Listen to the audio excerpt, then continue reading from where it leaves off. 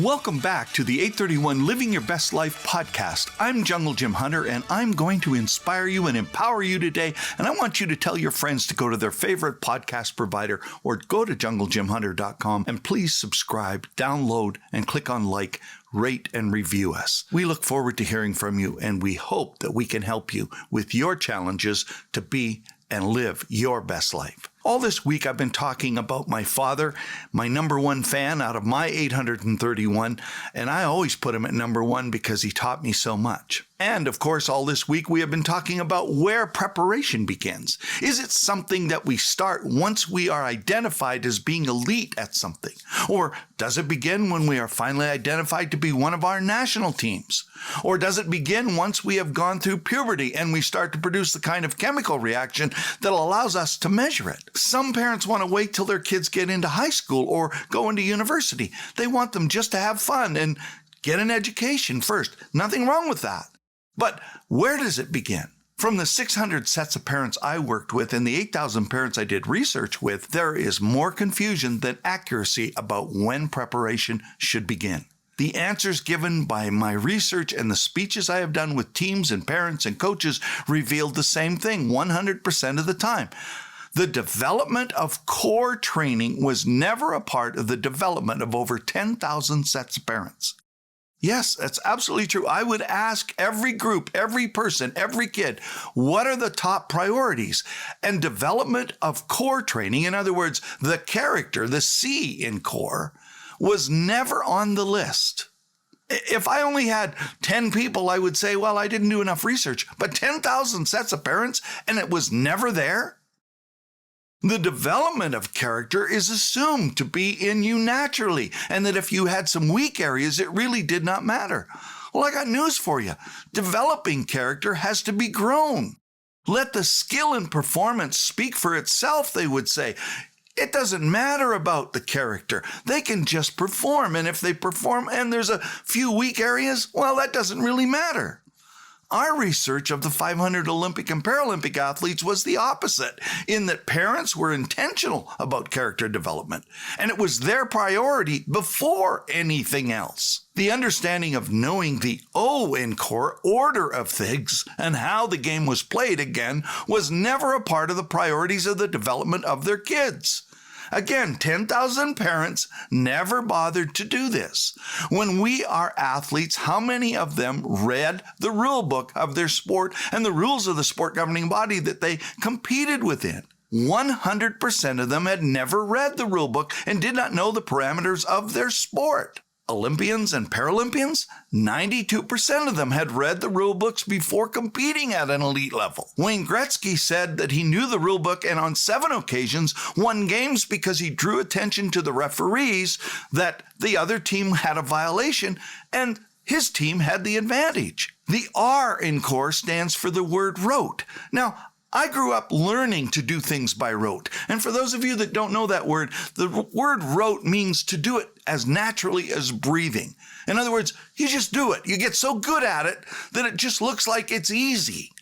Well, I was taught that to do it by rote, it meant to challenge you to mine the depths so that you could do it by rote. In other words, you mine the depths of your R, resources, O, your opportunities, T, the time that you have, and the E, the energy you put into it. It seems obvious, but how far are you willing to dig to find the resources needed, seek the best opportunities, and make the most of your time and give every ounce of energy you have towards the E in core?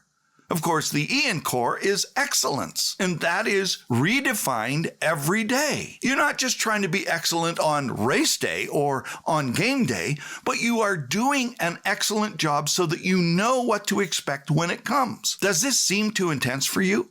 Well, there was a moment in every Olympian and Paralympian athlete when the ignited flame within them brought them to the point that no matter what their parents asked of them, they were willing to do all they were asked to do and then do even more to secure a chance to represent themselves, their sport, and their country in the games.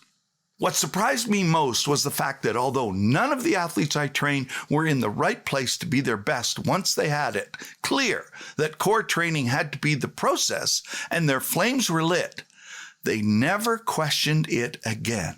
They never questioned the price I asked of them to make. They were willing to do it because they finally understood it. That's 10,000 parents. That's 1,000 kids that said, I am willing to do this.